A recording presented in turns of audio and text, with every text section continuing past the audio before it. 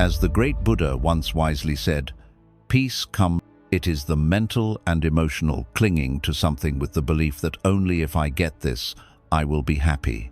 It is not just wanting something, it's becoming attached to the outcome. It's saying, I must have this to feel okay, or if I lose this, I'll fall apart. This craving shows up everywhere. We crave love, approval, stability, pleasure, attention, control, wealth, successive and inner peace itself. And when reality doesn't meet those expectations, sadness rushes in like a flood. Why? Because the mind believes that something is missing, that life should be different, that you can't be happy unless things go your way. Here's a simple truth. Craving creates a gap between what is and what we want. That gap is where suffering grows. The wider the gap, the deeper the suffering. Let's say you fall in love and crave that the person will never leave. But people change, life moves. And if they do leave, you not only feel pain but intense suffering because the mind can't accept the loss. Not because love is wrong, but because of the clinging, the tight grasp, the refusal to let things flow naturally. Craving attaches your happiness to silence. Something remarkable happens. Peace begins to emerge on its own. You see, the mind is like a turbulent pond. When you keep throwing stones of thought, regret, and resistance into it, the water stays muddy and chaotic. But if you just sit and stop stirring the water, slowly the dirt settles, the surface clears. You begin to see what lies underneath. That is what stillness offers you, not escape, not numbness, but clarity. Sadness is like a fog in the mind, and when you remain still, without judgment, the fog slowly lifts. You begin to realize that the sadness is not who you are, it's something you are experiencing. It's not your identity, it's an emotional cloud passing through your awareness. But you can't see that truth if you're constantly running from it. When you sit in stillness, especially when you're sad, you are making a powerful declaration, I am not afraid to feel. And that simple act of courage begins to dissolve the suffering. Because much of what we call sadness isn't just the emotion itself, it's the fear of the emotion. The resistance, the story we attach to it, not the future you fear or the past you regret, but the now, the breath you're taking in this very instant, the sensations moving through your body, the aliveness that exists right here, even beneath the sadness. Buddhist teachings gently guide us back to this truth again and again. The only place you can ever truly live, feel, and heal is now.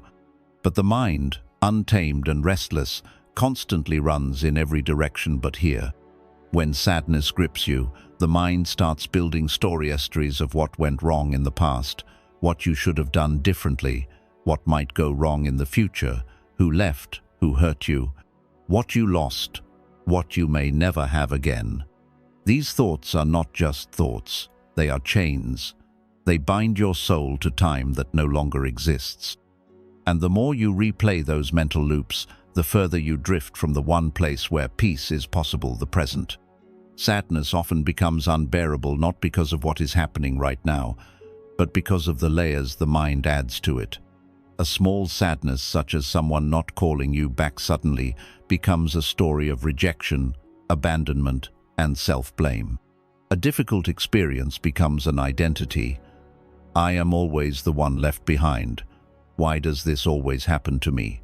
Before you know it, the pain is multiplied not because the present is so unbearable, but because the mind has layered the moment with unnecessary suffering. But Buddhism teaches a radical freedom. You don't have to follow the mind. You don't have to believe everything it says. You can return to now. And now this very moment is always simpler than the story. In this moment, perhaps you're sitting quietly. Maybe you're lying down. Your body is breathing. Your heart is beating. You are alive. And despite everything you've been through, you are still here. You have survived every single moment of pain, every storm, every loss. And here you are again, breathing in this very instant. That is not nothing, that is sacred. Mindfulness, the foundation of Buddhist meditation, is the practice of returning to this sacredness, of choosing to feel the present moment instead of escaping it. You do this by noticing your breath, feeling the ground beneath your feet, listening to the sounds around you, becoming aware of your body, not in judgment, but in presence. When sadness visits, most people tense up. They retreat into their mind, where sadness multiplies. But you don't have to do that. You can soften. You can sit with your sadness not in thought, but in presence. You can say, in this moment, I feel heaviness in my chest. In this moment, my eyes feel tired. In this moment, I am holding pain, but I am still breathing. And that is enough. That is everything. The moment you return to now, sadness begins to lose its grip. It doesn't disappear instantly, but it no longer controls you. You begin to hold it, rather than be held by it. You begin to see it for what it is, a visitor, not a permanent resident. Thich Nhat Hanh, one of the great modern Buddhist teachers, once said, "The present moment is filled with joy and happiness. If you are attentive, you will see it." This doesn't mean every moment will feel joyful. It means that even within your sadness, there are small sparks of peace if you are still enough to notice them. The warmth of sunlight on your skin, the breath entering your body, the silence in the room. A memory that makes you smile. A moment of stillness that reminds you you're okay, even if you're not okay. The beauty of the present moment is that it asks for nothing from you. It doesn't care about your past mistakes. It doesn't need you to be perfect. It welcomes you exactly as you are. It says, you are enough right now. And that alone is deeply healing. You don't have to fix all your problems in this moment. You don't have to solve every sadness. You only have to be here. And being here fully is the first and most important step in any healing journey. As you deepen your awareness of the present, you begin to notice something else. Most of your sadness lives in your thoughts, not in the moment itself. When you stop thinking, even for a second, sadness pauses. There is a silence, a stillness, a space. That space is your doorway out of suffering. That space is who you truly are. In that space, you are not your story. You are not your regret. You are not your fear. You are the awareness that watches it all. And awareness is never broken. It is never afraid. It is never alone. Returning to the present moment doesn't mean pretending everything is fine. It means remembering that you can handle this moment, not the next hour, not tomorrow, just this breath, just this feeling, just this now. And in each now that you face with awareness, sadness becomes softer. It begins to teach rather than torment. It begins to open you instead of closing you. So the next time sadness tightens around your chest, pause, place your hand on your heart, feel the rise and fall of your breath. Let go of the past. Let go of the future. Say to yourself, right now, I am here. Right now, I am safe. Right now, I am enough. Because the truth is, the present moment is not just where your life is, it's where your freedom is. 10. Let go of control and trust the flow of life. There is a deep-rooted illusion in the human mind that clings tighter the more we suffer. It whispers, if I could just control everything, I would never be sad again. We crave control over outcomes, people, emotions, the timing of life, the shape of our future. We want to plan joy, avoid heartbreak, make people stay, keep circumstances predictable. But Buddhism reveals a liberating truth. Control is not peace, it is the source of much suffering. At the heart of all resistance is a subtle demand. This shouldn't be happening. That resistance creates tension in the body, tightness in the breath, and restlessness in the heart. It's a form of inner wara, refusal to accept what life is offering in this moment. And when that resistance meets reality, suffering is born. In Buddhist teaching, this clinging to control is called upadana attachment. It is the mind's desperate attempt to hold what cannot be held, to possess what must pass, to force life into a box it was never meant to fit. And what makes sadness more painful than it needs to be is not the event itself, it's the mind's inability to surrender. You lose someone, and instead of allowing grief to move through you like a river, the mind screams, "Why did this happen? This isn't fair. This can't be real." And while that grief is natural, the clinging becomes the chain. The refusal to release becomes the prison. Buddhism teaches that peace is not found in mastering life, it is found in flowing with it. Like a leaf floating down a stream, we must learn to trust the movement of things. To realize that just because life isn't going the way we planned, doesn't mean it's going wrong. Sometimes the path that looks like chaos is actually the path of awakening. Sometimes the moment that breaks you is the one that leads you to truth. When you stop trying to control everything, something strange and beautiful happens. You begin to breathe.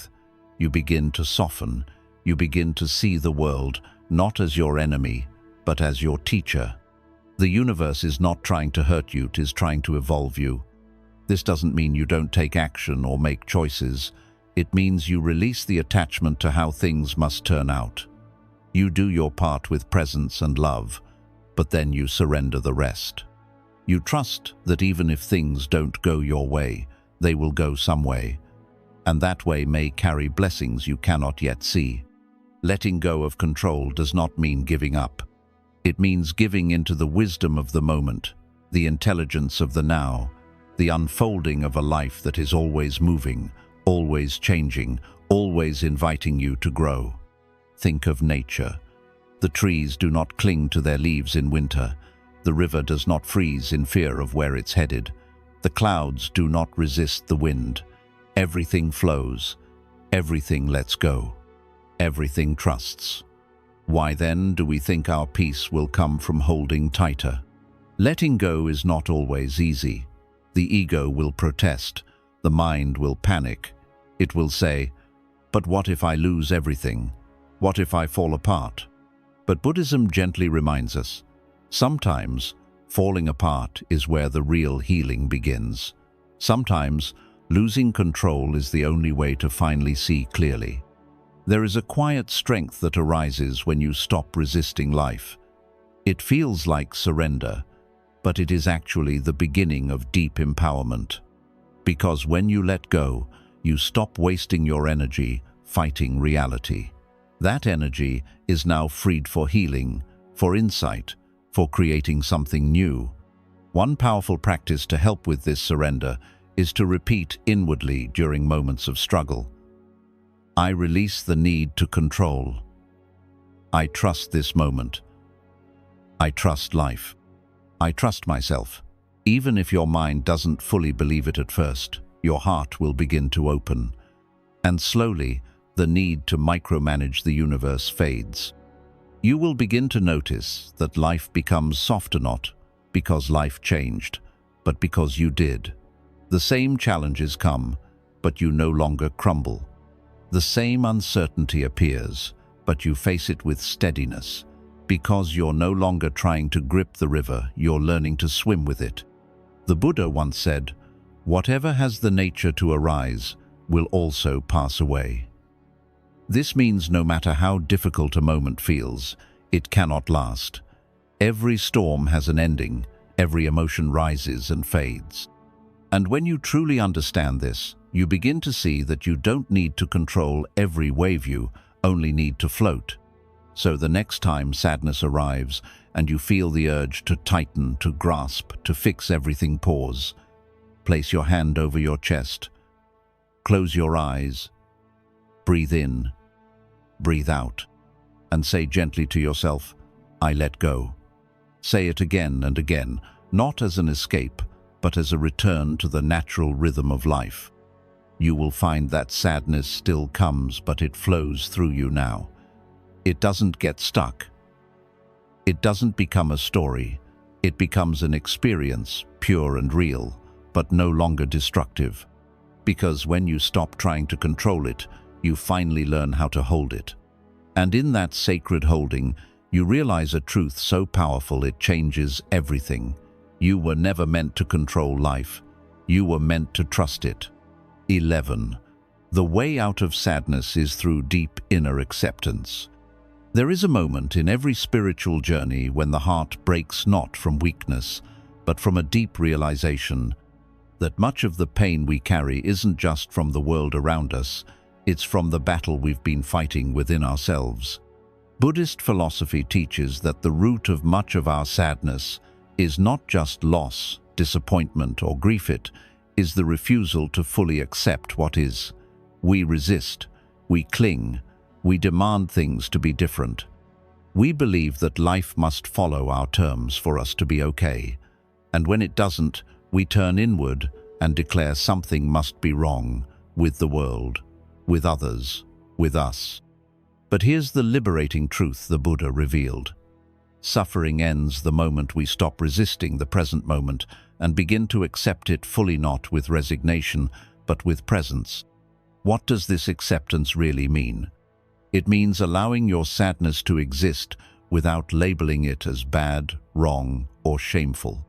It means letting go of the belief that you should always be happy, that something is broken when you're not smiling, that emotions are problems to fix.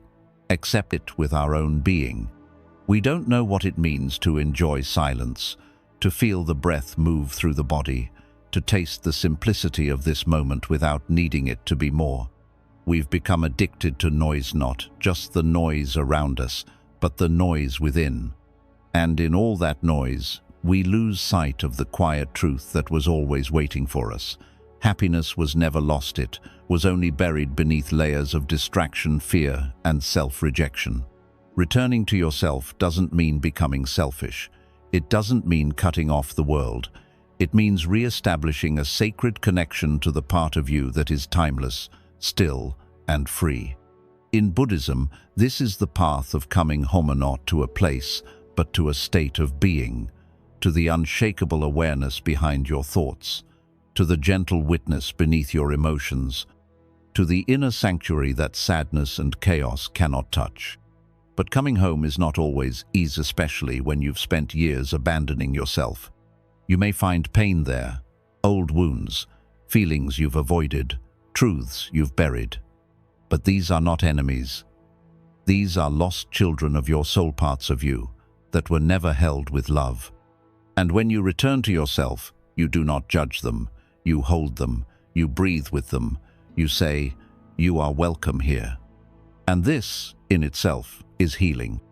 Because the moment you stop trying to fix yourself and instead begin to accept yourself, is the moment sadness begins to soften. It may not vanish immediately, but it loses its control. It stops feeling like a curse. It begins to feel like a companion, a teacher guiding you back to places that still need your attention. You don't have to chase happiness because you are the space where happiness lives. Every moment you spend in presence, in breath, in stillness, in gratitude, happiness begins to arise naturally. Not because something magical happened, but because you stopped covering it up. You stopped running. You stopped doubting that it could be this simple. Thich Nhat Hanh once said, "There is no way to happiness. Happiness is the way." These are not just words. This is a way of living. It means that peace is not a destination at the end of your healing journey. It's a path you walk moment by moment with awareness, with kindness, with simplicity. Every time you stop to breathe deeply, you are already on that path. Every time you smile without reason, listen without agenda, sit in silence without needing to escape, you are walking that path. Every time you forgive yourself, accept this moment, or open your heart despite the pain, you are already home. You don't need to wait until life is perfect. You don't need to be completely healed. You don't need to understand everything or have all the answers. You only need to pause, to return, to be here now. When you stop chasing happiness like a stranger and start welcoming it like an old friend returning home, something inside you shifts. Sadness becomes softer, life becomes lighter. You begin to realize that joy is not a reward for perfect living, it is a result of deep presence. So if you're tired of feeling like something is always missing, if you're exhausted from searching, fixing, chasing, performing, stop, breathe, close your eyes, and simply say to yourself, I don't need to run anymore. I am already home. I am already enough. Let that be your beginning. Let that be your peace. Let that be the place where sadness finally lets go, because you no longer need to fight it. You've remembered who you are, and in that remembrance, joy flows again. Quiet, gentle, unforced, like a river returning to its source, like you're turning to yourself. When you stop resisting your sadness, it becomes your path to awakening. Most people spend their lives running from sadness. It is seen as a threat, a flaw, a weakness to hide. The moment it arrives, we panic, we reach for noise, we look for distraction. We say things like, I need to get over this, I shouldn't feel this way, or something is wrong with me. But Buddhist philosophy invites us into a radically different relationship with sadness. It says, don't run, stay, listen, look deeper. Because your sadness is not here to destroy you, it's here to awaken you. In Buddhist tradition, the most painful emotions are often the most powerful teachers. Not because pain is pleasant, but because pain gets our attention. It forces us to pause, to question, to go inward. In those moments when life feels like it's falling apart, something sacred is happening underneath. You are being called to awaken from your illusions. Sadness shatters illusions of control, of permanence, of egoic self-importance. It humbles us. It brings us face to face with truth. And truth, though uncomfortable at first, is the beginning of liberation. When the Buddha sat beneath the Bodhi tree, he didn't run from discomfort. He didn't reject fear, or push away desire, or suppress his doubts. He sat with them. He faced them. He allowed every emotion to rise and pass, without clinging, without resisting. And in that unwavering stillness, he awoke not just from a personal sadness, but from the illusion of separation itself. This is what your sadness can offer you. Not just healing, not just comfort, but awakening. When you stop resisting sadness, when you welcome it like a guest instead of a threat, you begin to notice what lies beneath it. You begin to notice the truth that sadness is pointing toward. Maybe it's a part of you that needs attention, a dream you've outgrown, a relationship that no longer serves you, a wound from childhood still needing closure, a lie you've been telling yourself that no longer feels sustainable. Sadness is not random, it is specific. It arises when something inside you is asking to be truly seen. And when you stop pushing it down, when you finally sit with it, it speaks. And what it says is often softer than you expect. It might say, I want rest. I want to feel loved. I don't want to pretend anymore. I want to stop being so hard on myself. I want to live a simpler life. I want to come home. These whispers are easy to miss when you're busy resisting the sadness, but when you're still, when you breathe, when you listen, you hear them. And in that moment, sadness transforms. It becomes less of a burden and more of a guide. It becomes less of a weight and more of a doorway. This is the great shift. You move from saying, "Why is this happening to me?" to, "What is this showing me?" You move from trying to escape sadness to using it as a mirror. And what it reflects back is not your weakness but your depth, your truth, your readiness to evolve. The path of awakening in Buddhism is not about escaping pain. It is about transforming your relationship to it. It's about realizing that peace is not the absence of emotion, but the ability to stay grounded through emotion. And sadness, when met with compassion and presence, becomes one of the most powerful vehicles for that transformation. You begin to understand that your deepest sadness was never a sign of failure. It was a sign of feeling. And the ability to feel deeply is not a curse. It is a gift. A gift that connects you to the suffering of others. A gift that opens the heart. A gift that allows you to move through the world with more humility, empathy, and gentleness. Your sadness does not make you broken, it makes you human, and when embraced, it makes you wise. In Buddhist philosophy, the lotus is a symbol of awakening, but it does not bloom in clean water.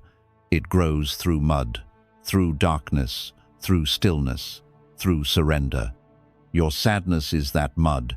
It is messy, it is heavy, but it is necessary, because it is from that mud that your lotus begins to rise. And when it does, when you rise from your sadness with more awareness, more softness, more truth, you do not return to the same person you were before. You return transformed, not in spite of your sadness, but because of it.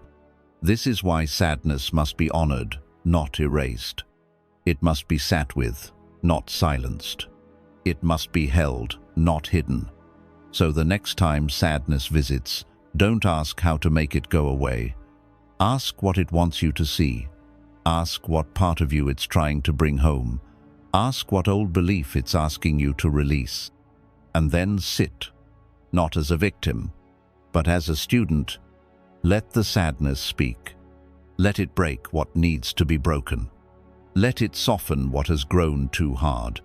Let it carry you not into darkness, but into truth. Because once you stop resisting sadness, you realize it was never here to pull you under. It was here to lift you up, to open your heart, to wake you up, to bring you back to yourself. True healing begins when you stop comparing your journey. One of the most silent thieves of peace is comparison. It creeps in when you least expect it, often disguised as self-improvement, ambition, or motivation.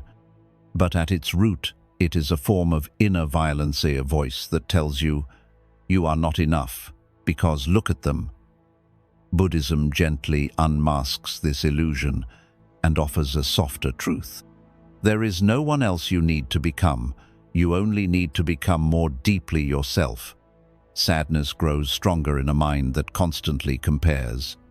You scroll through curated lives online, seeing people who look happier, wealthier, more loved, more whole.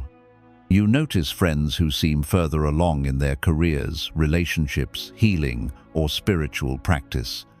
And without realizing it, you start to measure your worth against others. You start asking, why am I not there yet? What's wrong with me? How can they be so happy while I'm still struggling? These questions create a quiet ache inside. They disconnect you from your own sacred journey. And the tragedy is this: you begin to grieve a life that was never yours to live. In Buddhist teaching, this habit of comparison is a symptom of dukkha, the unsatisfactoriness that arises when the mind clings to ideals. You create images of how life should be, and when reality doesn't match, suffering follows. But those ideals are illusions. They are stitched together from fragments of others' stories, but for life. You are not the storm. You are the sky. But what does that mean? It means this: beneath all the changing emotions, thoughts, and experiences, beneath all the sadness, fear, joy, and longing, there is something in you that never changes. That stillness, that awareness, that quiet observer behind your every breath, that is who you are. You may feel sadness move through you like thunder in your chest, but you, the true you, remain untouched by it. You witness it, you hold it, you are aware of it, but you are not it. This realization does not come from thinking, it comes from stillness. from sitting with yourself long enough, honestly enough, gently enough, until the noise quiets, and you hear it, that silence behind the storm. This is the foundation of non-identification, one of the most liberating teachings in Buddhist philosophy. Let's explore this deeply. The illusion of identification. Most people suffer not just because they feel pain, but because they identify with it. They believe, I am sad. Not, I am experiencing sadness, but I am sadness. The same with fear, anger, shame, or confusion. The emotion arises, and the mind wraps itself around it. It becomes personal. It becomes identity. And identity is sticky. Once you believe you are the emotion, you begin to live through it. You act from it. You see the world through its lens. Everything becomes colored by its presence. You don't just feel sadness, you become sadness looking out through your eyes. This is where suffering grows deep roots. But Buddhist awareness teaches us to create space between experience and self, to say, this is sadness, it is visiting me, it is not who I am. This isn't denial, it's clarity. You are aware of sadness. And anything you are aware of cannot be you, because the observer is always separate from the observed. When you begin to disidentify from your sadness, it does not mean the sadness disappears instantly, but its weight softens. It becomes a guest knot, a tyrant, a cloud knot, a prison. You begin to realize that it can move through you without destroying you. You do not need to push it away or drown in it. You simply witness. And this witnessing is not passive, it is powerful. It is the difference between being lost in the forest and standing on a hill, calmly watching the trees sway. The practice of resting in awareness. How do you reach this place of clarity? Not through striving, not through fixing, but through resting in awareness. This is the essence of vipassana, or insight meditation. The practice is not to force peace, but to see clearly, to watch the movements of your inner world without judgment, to let thoughts rise and fall. Emotions come and go, sensations shift and dissolve, and through this, to begin recognizing the one constant, awareness itself. You might sit in meditation, eyes closed, feeling the ache of grief in your chest. At first, your mind might spiral. Why do I still feel this way? What's wrong with me? But instead of believing the thoughts, you practice noticing them. Ah, here is a thought. Here is the tightness. Here is the emotion. You watch them arise. You breathe. You soften. You sit not as the one being overwhelmed, but as the one witnessing the overwhelm. And slowly, something begins to change. The emotion still moves, but your center remains still. Like the Buddha sitting beneath the Bodhi tree as Marahi's own inner demonstrated to shake him with fear, desire, and doubt. He did not fight. He did not flee. He sat. He watched. He touched the earth. He remained. This is your practice too, to remain. Not frozen, not passive, but deeply, quietly awake. When sadness comes, you do not chase it away. You do not drown in it. You sit, you breathe. You remember, this is not who I am. This is what is moving through me. And in that remembering, something sacred opens. A stillness, a spaciousness, a light. The sky is always present. No matter how heavy the storm, the sky never disappears. It is always there, vast, open, quiet, free. You may feel sorrow crash through you like lightning. You may feel grief pour from your eyes like rain. But if you close your eyes, take a breath, and turn inward, you will find it. The sky, that endless open awareness behind all your feelings. And once you touch that space, sadness changes. It may still visit, but it no longer owns you. It may still move, but it no longer defines you. You begin to live from the sky, not from the storm. And life, in all its complexity, becomes lighter not because it is easier, but because you are no longer carrying it alone. You are resting in something larger. You are held by something deeper. You are rooted in something eternal, living from the sky. This awareness is not just for meditation cushions or mountaintops. It is for life. When someone says something hurtful, you pause, breathe, feel the sting, and return to the sky. When you feel anxiety rise, you sit, notice the breath, and return to the sky. When you feel like giving up, you place your hand over your heart, whisper, "This too will pass," and return to the sky. This is your power, to remain present in chaos, to remain still in motion, to remain whole in brokenness. Because you are not the emotion, you are not the thought, you are not the circumstance. You are the sky, and the sky cannot be broken. Final reflection. So when sadness visits again, and it will do not ask how to escape it. Instead, ask, can I sit with this just as it is? Can I feel this without becoming it? Can I hold this sadness without letting go of myself? And then breathe. Breathe with the storm. Let the clouds come. Let the rain fall. Let the wind howl. And know you are still here, not lost, not ruined, but vast, open, awake, unshakable, because the storm is only a moment. But the sky is forever. Stop trying to be okay all the time. Let the waves carry you back to peace. In the pursuit of peace, we often fall into a hidden trap, the desperate need to always be okay, to always feel balanced, strong, calm, wise, and unshaken. It sounds nobly admirable even. But beneath this quiet ambition is a subtle form of rejection, the belief that certain emotions are wrong, unspiritual, or dangerous. In Buddhist philosophy, however, real peace is not found in always being okay. It is found in making peace with not being okay. There's a river in every human life, sometimes calm, sometimes raging. You cannot control its current, its depth, or its temperature. All you can do is learn to float. And floating begins with surrender. But surrender, in this sense, is not giving up. It is giving into the moment, to the body, to the emotion, to the breath. It is saying, this is what I feel now. I will not fight it. I will not pretend. I will be here with it. That willingness to be with what is not, what you wish it were is, what transforms the heaviness of sadness into the gentleness of understanding, the myth of constant equanimity.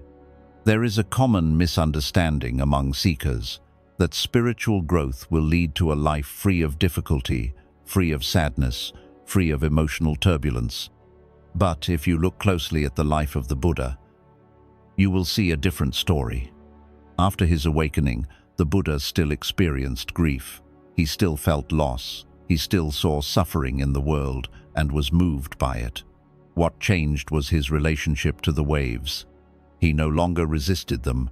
He no longer believed they were punishments or signs of failure.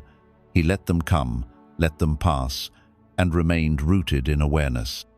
We too can learn this. But first, we must drop the expectation that awakening means emotional perfection. Peace is not being numb. Peace is allowing yourself to be fully humanto, cry, to falter, to ache and yet remain gently present with it all. Trying to be okay all the time is exhausting. It creates shame around your sadness, guilt around your grief, and pressure on your spirit. The moment you feel low, your mind reacts. I shouldn't be feeling this. What's wrong with me? I've been meditating. I've been healing. Why am I still struggling? But those questions come not from truth, but from resistance. The belief that emotional waves are a step backward. Buddhism teaches us that these waves are not regressions, they are part of the path. Emotions are not problems, they're pathways. Each emotion carries wisdom. Fear reveals attachment. Sadness reveals the depth of your love. Anger reveals boundaries that were crossed. Loneliness reveals the longing for connection not just with others, but with your own presence. When you stop trying to fix emotions and start listening to them, they become sacred messengers. Instead of asking, "How do I make this go away?" ask, "What is this here to teach me?" You may find that your sadness is asking you to slow down, to grieve something you never fully acknowledged, to release control, to rest, to simplify, to reconnect. These are not small lessons. These are invitations into deeper truth. And they can only be heard when you stop trying to be okay and start being honest. The tears you hold back are not strength.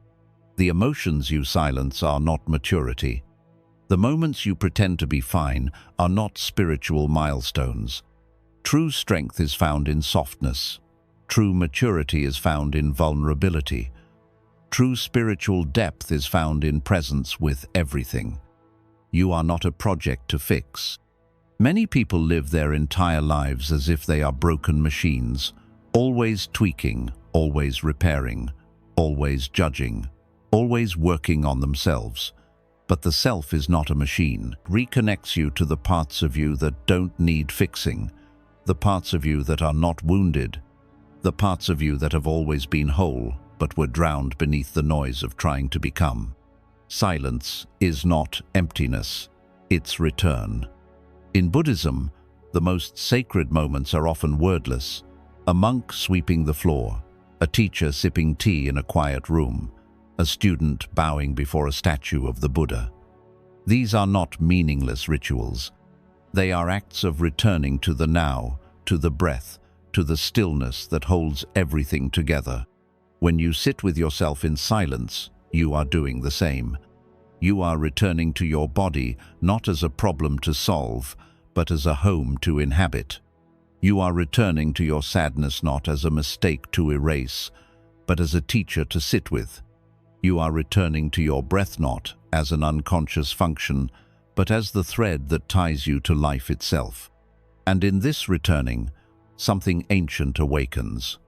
You begin to remember. You remember what it's like to just be, to not perform, to not protect, to not pretend, just to sit, just to breathe, just to exist. And slowly, quietly, gently, your nervous system calms. Your mind begins to quiet. The storm inside you begins to pass. Not because you forced it, but because you gave it space. You do not need to understand everything to heal. One of the deepest lies we believe is that we must understand our sadness to release it. We search for causes, stories, labels, diagnoses. We try to name everything, define everything, explain everything. But healing is not always logical. Some pain is older than language. Some wounds are generational, ancestral, spiritual. Some feelings rise not to be explained, but to be felt. Silence gives you permission to stop explaining.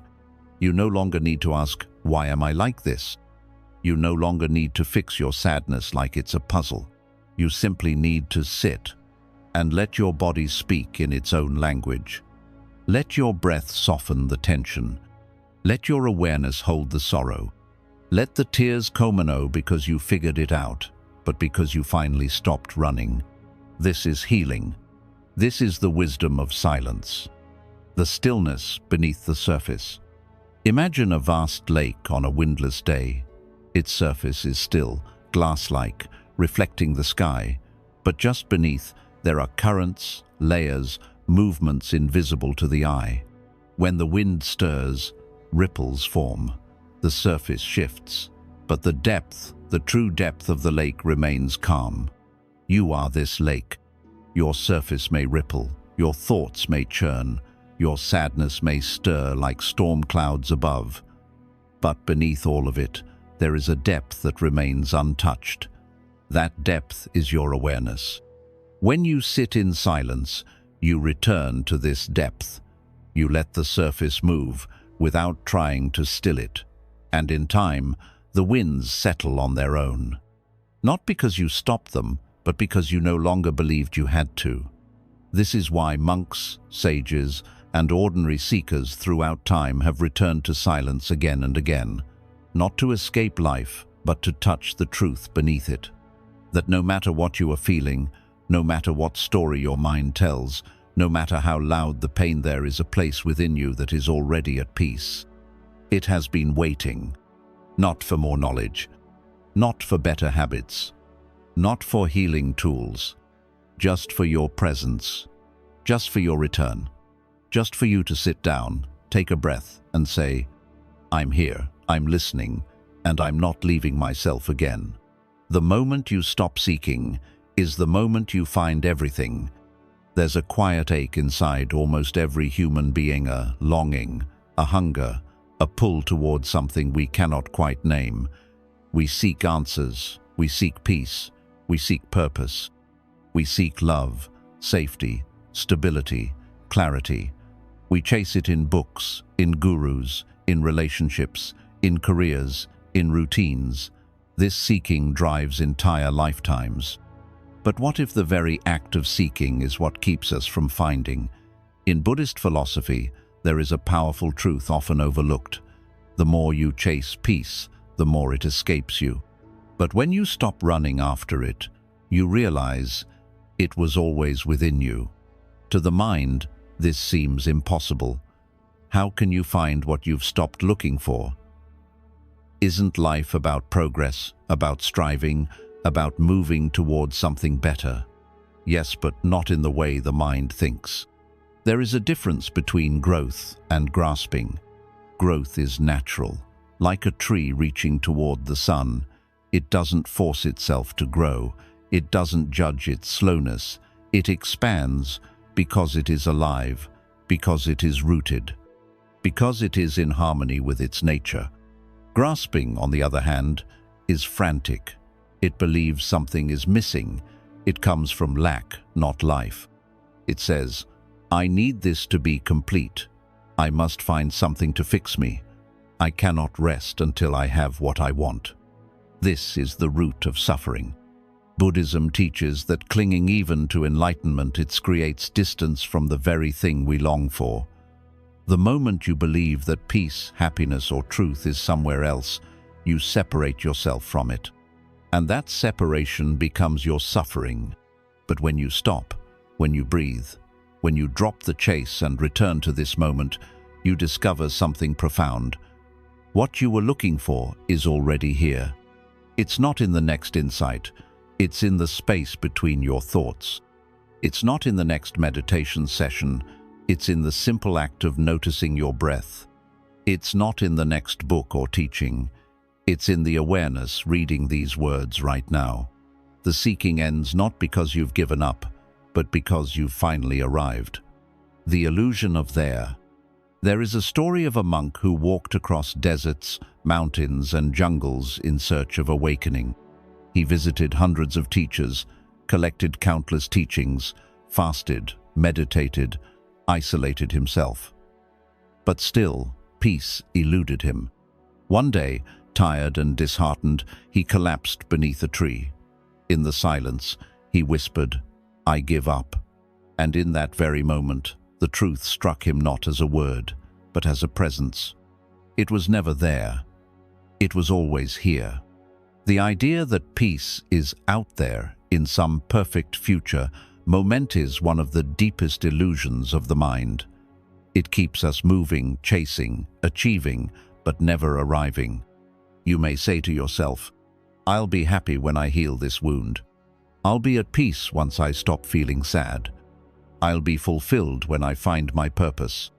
But these are moving targets. The moment you reach one, another appears. This is the cycle of samsara, the endless wheel of desire and dissatisfaction. Buddhist wisdom does not ask you to stop growing, it asks you to wake up to the present. Because the joy you're seeking is not a goal, it's a state of being. And that state is only accessible now. Now is where your breath is. Now is where your body is. Now is where your peace is. Every second you spend seeking, pulls you away from the now. But every moment you stop, you return. The still point of fulfillment. In the center of every storm, there is a still point. In the heart of every question, there is silence. In the core of every being, there is presence. This presence is not something you create. It is something you uncover. It is always here. It was here before the sadness, before the craving, before the identity, and it will remain after all those things fade. When you stop seeking, you make space for this presence to rise. It doesn't shout, it doesn't demand, it simply is. It feels like home. It feels like stillness. It feels like nothing is missing, because nothing is. The Buddha found this not by acquiring something new, but by sitting still under a tree and seeing clearly. His journey was not outward. It was inward, into silence, into surrender, into truth. You can take this same journey right now, not by going anywhere, not by fixing anything, but by pausing, by becoming deeply still, by letting go of the belief that you must chase anything to be whole. And in that stillness, in that surrender, in that radical non-seeking, you return to what has always been here. You return to yourself. Why the mind fears stopping? The mind does not like silence. It fears stillness. It says, if I stop, I'll fall behind. If I stop, I'll miss something. If I stop, I'll be stuck forever. But the truth is this, you are already here. You're not behind. You're not late. You're not lost.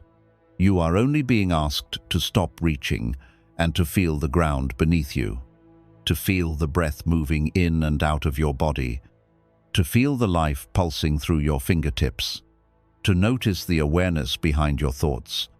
This is where life is. This is where peace lives. This is what every path is trying to point you toward. And the doorway has always been open. The moment you stop believing you need to get somewhere else is the moment you realize you're already home. From seeking path of balance. And balance requires that you learn when to hold on and when to lay down the weight. You don't have to carry everyone. You don't have to solve everything. You don't have to understand every feeling before you let it go. You don't have to be perfect to be peaceful. You just have to be honest. Honest about your limits. Honest about your pain. Honest about what no longer fits inside the person you are becoming. And in that honesty, you free yourself. You give yourself permission to be human, not superhuman, not enlightened overnight, just real. Real and soft and steady. Letting go is not failure. It is faith in the wisdom of emptiness, in the generosity of the present moment, in the promise that what you release creates room for what is meant for you. Returning to the open hand. In Buddhist imagery, the closed fist represents attachment, tension, fear. The open hand represents peace, generosity, surrender. And so, the invitation is simple. Open your hands. Not because you don't care, but because you care enough to stop clinging. Let what's ready to go, go. Let what's complete be complete. Let the weight you've carried out of duty, out of habit, out of fearest. Place it down, not with guilt, not with shame, but with gratitude. Thank it for what it taught you. Thank it for how it helped you survive.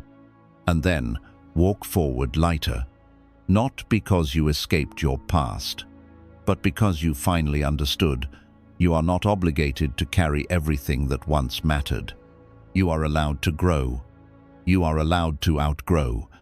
You are allowed to be new. And the more you let go, the more you remember. You were never meant to hold it all. The deepest peace comes when you stop running from yourself. There is a silence we avoid, a mirror we fear, a doorway we pass again and again, pretending not to see it, because on the other you are not lost. You have simply been looking in every direction except the one place that holds the key, within. The beauty of becoming intimate with your own presence. When you stop running, something strange and beautiful begins to happen. You start to enjoy your own company. You start to feel safe in silence. You start to see beauty in your breath, in your body, in your being. You realize you don't have to impress anyone. You don't have to perform. You don't have to chase validation. You are enough as you are. You, in your most unfiltered, unedited, unguarded form, worthy of love, peace, and freedom. And the deeper you go inward, the less you crave outward. You no longer seek people to complete you. You no longer seek possessions to define you. You no longer seek escape because you are no longer at war with yourself. You've made peace, and in that peace, you bloom. Softly, quietly, powerfully, the storm teaches you stillness. How chaos reveals the depth of your peace. You never really know how peaceful you are until everything around you falls apart. When the road is smooth, it's easy to speak of patience, to talk about mindfulness, to recite quotes about inner calm. But the true test of your practice, the real mirror of your growth, comes in the storm, when nothing goes as planned, when the people you love pull away, when your health shakes, your dreams stall, your heart breaks, and the world spins too fast. It's in these moments that the deepest Buddhist truth reveals itself. The storm does not destroy your peace, it reveals whether you've built it on the surface or in the roots. In Buddhist tradition, the storm is not the enemy, it is the teacher. Because only in the face of chaos do you truly begin to understand stillness. Not the stillness of outer control, but the stillness of inner surrender. A stillness so deep, the winds may rage but they cannot reach you, because your center is no longer outside of you, it is within. The illusion of control is the first storm. Most of the suffering you feel in a chaotic moment isn't from the moment itself, it's from your resistance to it. Your belief that things shouldn't be this way, that you need to fix it now. That life must match your plan or something is wrong. This resistance is the first storm, and it happens inside your mind. We were raised to believe we must control life to be okay, that peace is found in predictability, that happiness is the result of everything going right. But Buddhist wisdom gently shatters this illusion. It teaches that attachment to control is the root of fear, and fear is what turns discomfort into suffering. The storm outside is not optional. Life will change, people will leave, things will break, emotions will rise. But the storm inside, that is where your freedom lies. And so the practice becomes this. When chaos arrives, don't control, return. Return to your breath. Return to your body. Return to this moment. Return to the part of you that watches, that does not panic, that does not cling. Because that part that still witnesses, untouched by the chaos. It sees clearly, it feels fully, but it remains grounded. You can't stop the rain, but you can stop drowning in it. There is a Zen teaching. You cannot stop the rain, but you can learn to get wet without drowning. What this means is simple. You don't need to resist the pain. You need to relate to it differently. When sadness comes, don't fight it, feel it. When anger rises, don't suppress it, observe it. When anxiety surges, don't shame it, breathe with it. Most of us were never taught how to feel emotions without being consumed by them. We swing between denial and overwhelm, but mindfulness offers a third path, awareness. Awareness does not push the emotion away, and it doesn't become the emotion. It holds it, like a parent holds a crying child, not with judgment, but with love. And the moment you do this, something miraculous happens. The emotion begins to soften, not because you forced it away, but because you gave it the one thing it truly needed: presence. You realize that emotions are not permanent storms. They are weather patterns passing through your sky. And you? You are the sky, vast, open, untouched. This shift from identification to observation is the heart of Buddhist inner peace.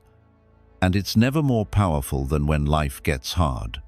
Chaos strips away what doesn't matter. There's a strange kind of clarity that chaos brings. When things fall apart, so do illusions.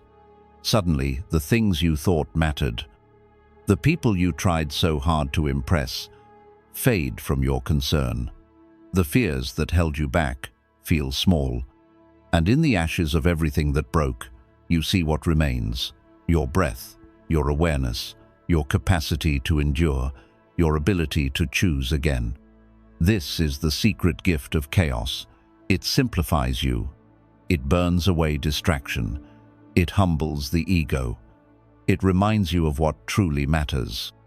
And in that raw space, something new begins to grow. Not a peace built on denial, but a peace forged in truth. A peace that doesn't require life to be perfect, only for you to be present with what is. Stillness is not passive, it is powerful. In our culture, stillness is often misunderstood. People think it means doing nothing, being weak, avoiding problems. But in Buddhist philosophy, stillness is not passivity. It is the most active form of awareness.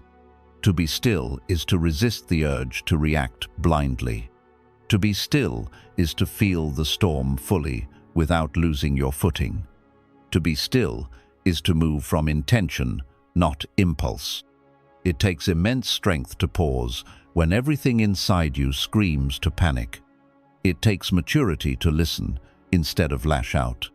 It takes wisdom to sit with the discomfort long enough to hear what it's trying to teach you. Stillness is not the absence of movement, it is the mastery of direction. And in chaos, this is what saves you. You no longer become a leaf in the wind. You become the tree, rooted, alive, unshaken. The eye of the storm is inside you. There is a place inside you that nothing can touch. Not grief, not noise, not failure, not fear. This place is not far away. It is not mystical. It is you when you stop identifying with the storm and return to presence. The more you practice returning here, the more you build a relationship with it. And eventually, this still center becomes your home. Even in the middle of heartbreak, you'll feel a quiet hum of okayness. Even when the future is unclear, you'll sense a subtle trust that you'll meet whatever comes. Even when the body shakes, the tears fall, the voices rise, you'll remain tethered. Because you've remembered, peace was never the absence of noise. It was the presence of awareness. You were never trying to escape life. You were trying to stop drowning in it. And now you know how. By returning, by softening, by witnessing the storm without becoming it. You stop reacting. You start responding. And in that space you find yourself again. You are not what breaks you, you are what remains. You are not your fear, you are the one who holds it. You are not your sadness, you are the space it moves through. You are not your chaos, you are the calm watching it unfold. And when you fully realize this, not as an idea, but as a lived experience, you become free. Chaos may still come. People may still disappoint you. Plans may still fall apart. But your peace is no longer fragile because it's no longer dependent on conditions. It lives in you. It is you. Not because life got easier, but because you stopped expecting it to and started trusting your ability to meet it. Fully, consciously, compassionately. This is what the storm was trying to teach you all along. Not how to avoid the rain, but how to dance in it. Not how to silence the thunder, but how to let it pass through your heart without shaking your soul. Not how to be untouched by life, but how to be so deeply touched by life that even your pain becomes a portal to presence. And now you understand. The storm did not come to destroy your peace. It came to awaken it. And it has. The wisdom of emptiness, how letting go of meaning brings true freedom.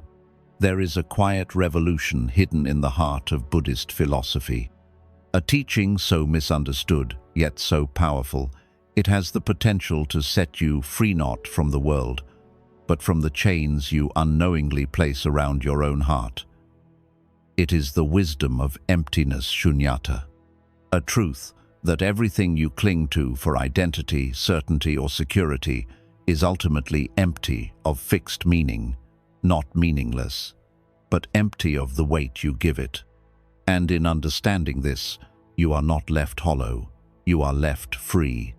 Because what you call sadness is not just emotion, it is a story wrapped around sensation.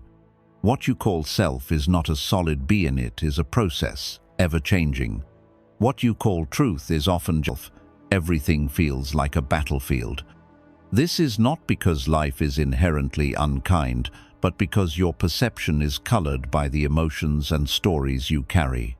Buddhism does not ask you to fight the world. It invites you to understand that your relationship with reality is not fixed. It is fluid. It bends to the posture of your mind. And when you begin to change your inner world, everything outside begins to shift as well. Not always in form, but in meaning, in experience, in depth. This sacred principle that life is a mirror is not a metaphor for spiritual poetry. It is the foundation for liberation. Because the moment you understand that your suffering is not out there, but a reflection of in here, you begin to reclaim your power. You stop trying to fix the reflection and begin to cleanse the mirror. That is the path to peace. The pain you judge in others' lives inside you. Have you ever felt triggered by someone's behavior? Their arrogance, their silence, their success, their weakness? In Buddhist practice, we learn to pause and ask, what is this moment showing me about myself? Not in self-blame, but in self-inquiry. Because what you hate in others often reveals what you have not yet made peace with in yourself. When someone's ego enrages you, is it because you're afraid of your own pride?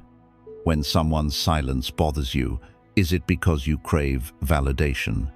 When someone's weakness makes you uncomfortable, is it because you fear your own vulnerability? This is not about excusing harmful behavior. It is about understanding why that behavior disturbs your peace. Because peace is not the absence of disturbance. It is the ability to see clearly what's happening within you, so that you no longer project it onto others. This is the sacred mirror. It does not judge. It simply reflects. And what it reflects is always an invitation not to condemn yourself, but to come closer to yourself. To ask, where in me does this live? What am I unwilling to feel? What part of myself is crying out to be held? And in that moment of honest reflection, transformation begins. Not by fixing anyone else, but by meeting the parts of you that were waiting for your attention. Every emotion is a teacher dressed in disguise. Buddhist teachings do not categorize emotions into good and bad. They see emotions as visitors. Each one carries a message. Each one reflects a movement of the heart. When anger arises, it may be showing you where your boundaries were crossed. When sadness appears, it may be showing you where you still hold grief. When envy flares up, it may be reflecting the parts of you that feel unseen. We often want to get rid of emotions, but Buddhist wisdom teaches that emotions are not here to be banished. They are here to be heard. They are the language of your inner world, the mirror showing you where your energy is stuck, where your heart is closed, where your wounds have not yet healed. To sit with emotion without judgment is to gaze into the mirror and say, I am listening. You begin to realize your pain is not against you. It is for you. It is a messenger. And once its message is heard, it softens. You don't need to fix it. You only need to feel it. And in doing so, the mirror becomes clearer. not because the pain disappears, but because your resistance dissolves. You meet yourself, and in doing so, the world becomes less threatening, because now you are no longer running. You are receiving. What you see in others is a reflection of how you see yourself. Have you ever noticed that when you're in a good state, rested, peaceful, grateful, other people seem kinder, more beautiful, more patient? And when you're anxious, tired, or self-critical, everyone seems rude, dismissive, or distant. This is not a coincidence. Your perception is not passive. It is shaped by your inner weather. If you are full of judgment, you will see judgment everywhere. If you are full of shame, you will feel judged even when no one is judging you. If you are full of love, you will see light even in the places that used to feel dark. This is why Buddhist practice emphasizes inner cleansing over outer fixing, because the moment you soften your heart toward yourself, you begin to soften toward others. The people who used to irritate you no longer disturb you. The situations that used to trigger you no longer define you. Not because they changed, but because you did. You stopped using the world as a punching bag for your inner unrest. You began to relate to life not from fear or defense, but from openness. And in that openness, the world became a gentler place, because it was now a reflection of a gentler you. Healing the mirror is an act of compassion.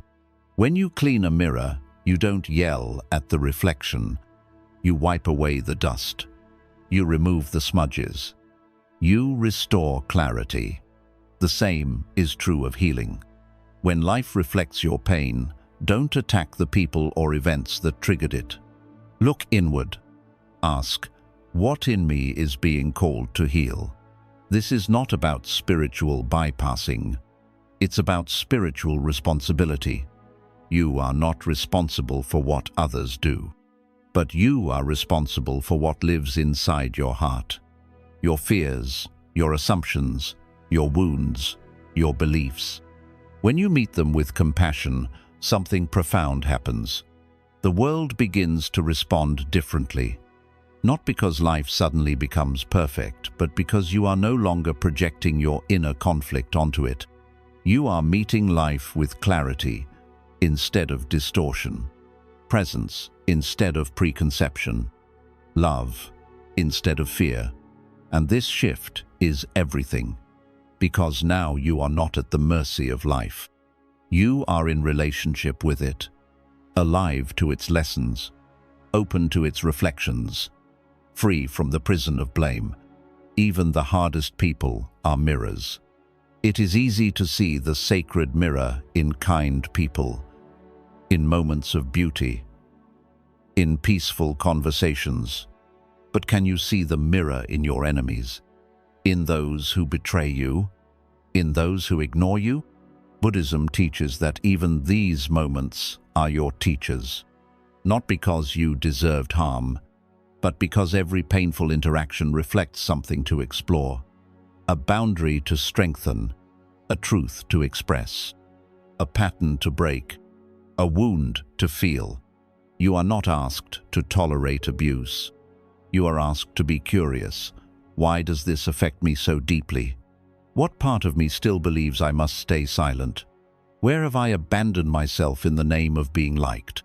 These reflections are hard, but they are holy, because they do not just point to pain. They point to liberation. Every trigger is a breadcrumb leading you back to parts of yourself that were forgotten, silenced, or shamed. And when you follow those breadcrumbs, you arrive back at your own heart. Not broken, but whole. Not lost, but seen. Not weak, but awake. The art of gentle detachment. How to love without losing yourself. Buddhism offers many truths that soothe the soul, but among its most powerful is a quiet, often misunderstood teaching. True peace comes not from grasping, but from letting go. Letting go does not mean giving up.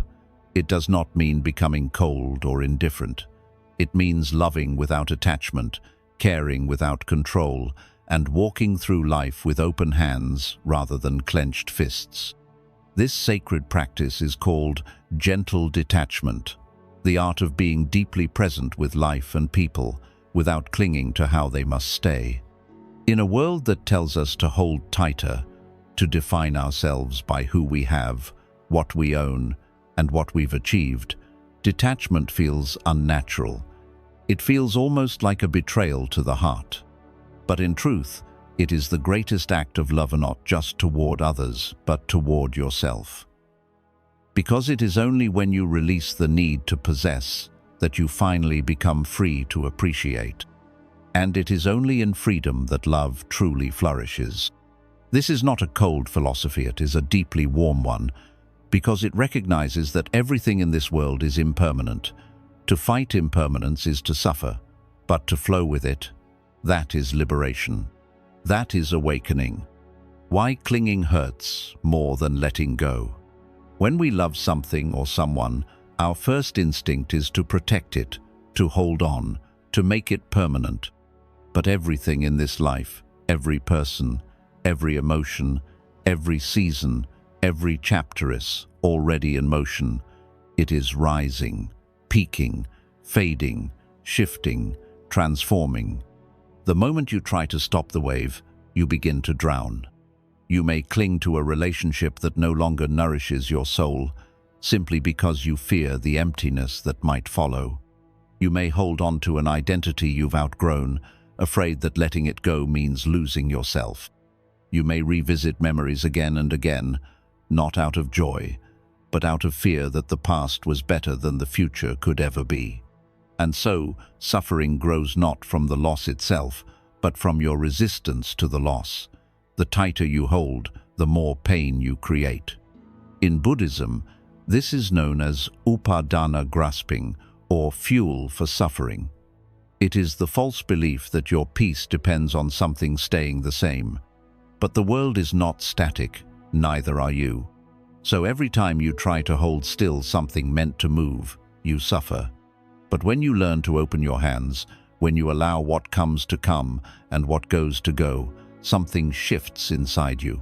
You don't lose connection, you deepen it.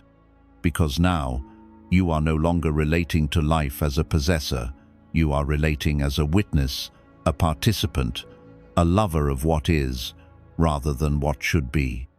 And in that shift, sadness softens, fear dissolves, and joy becomes possibly not as a peak emotion, but as a quiet state of alignment with the way things truly are. Detachment is not indifference, it is unconditional presence. Many people confuse detachment with emotional coldness. They imagine the Buddhist monk as someone who feels nothing, loves no one, lives in sterile silence. But this image is not detachment, it is disconnection. True detachment is not apathy. It is love without fear.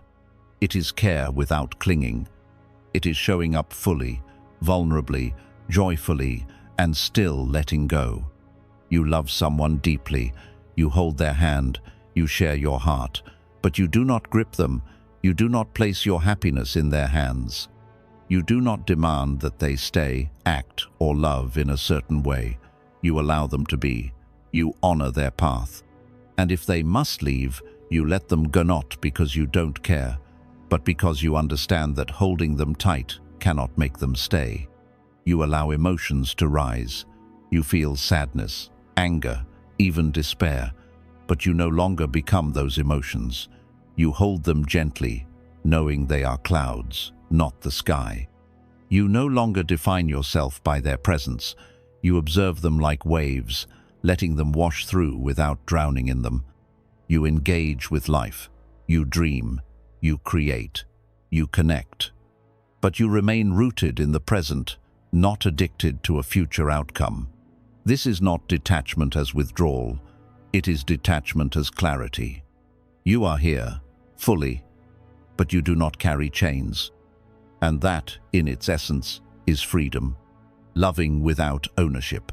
So much of human suffering comes from trying to possess what can only be experienced. We say, "This is my person," my happiness, my success. But in truth, nothing belongs to us not forever. People are on loan, emotions are guests, time is a river that cannot be stopped. When you love someone as if they are yours, you create tension, you fear their change, you resist their growth, you try to mold them into what you need. But when you love them as if they are free, something incredible happens. You give them space to breathe, you give them room to expand. And in that space, deeper love is born love, not built on control, but on acceptance. This does not mean you don't set boundaries. This does not mean you allow harm. It means you trust that real connection does not require ownership. You no longer say, "Stay with me to make me whole." You say, "I am whole and I choose to walk beside you." And if they choose to walk away, you bless them. You grieve, yes, you feel the pain, but you do not make their departure the death of your spirit. Because your spirit is not built on anyone else's presence, it is built on your presence. And that is unshakable. Returning to the moment again and again. The heart of gentle detachment is this: presence. Not just being physically there, but mentally and emotionally grounded in the now. Attachment pulls you into the past or launches you into the future. You become consumed by what was or what might be. But detachment anchors you in the moment. You stop replaying conversations. You stop predicting endings. You start listening. You start breathing. You start noticing the color of the sky, the warmth of tea, the rise and fall of your chest. And in this noticing, you soften. You realize that the moment you're in is not missing anything. It is whole. You are whole. And everything else, everything outside of you, it can be appreciated, but it is not required. This is not about isolation. It is about integration. You are no longer lost in life. You are with life. And in that presence, peace is no longer a pursuit. It is your home, the stillness beneath all movement. Life is always changing. People come, people go. Success arrives, then fades. Your body changes, your mind evolves. And yet beneath all of it, something remains. Awareness, stillness, that which watches it all, without being moved by it. This is the self that cannot be harmed by loss. The self that does not fear the future.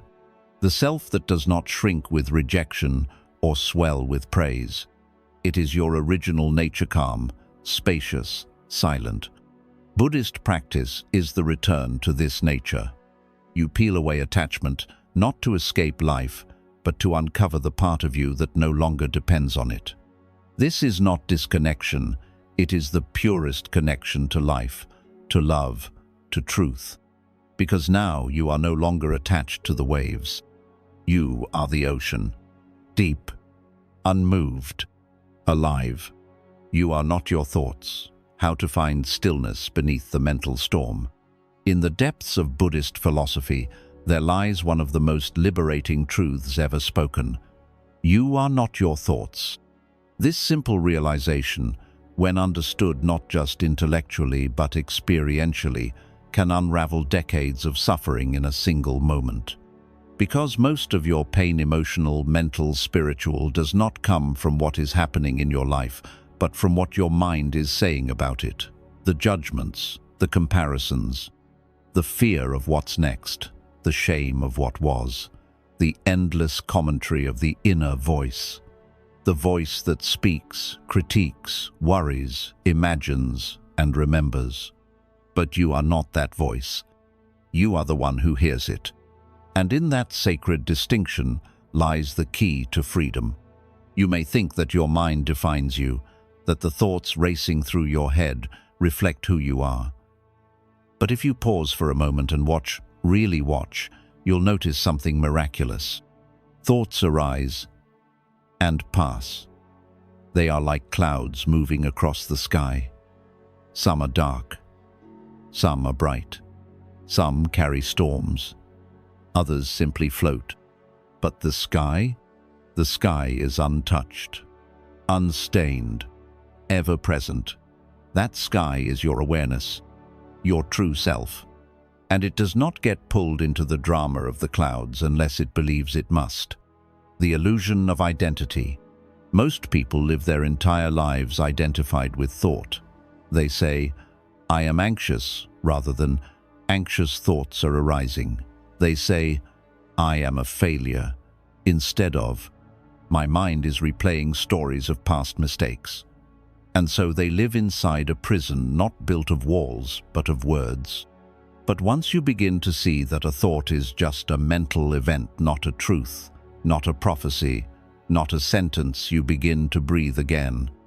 You realize that your thoughts can be loud, terrifying, judgmental, or seductive, and still be completely optional. Buddhism does not say to suppress your thoughts or fight them. It teaches you to observe them, to become the witness, to step back and notice the stream flowing through your mind without jumping in and getting swept away.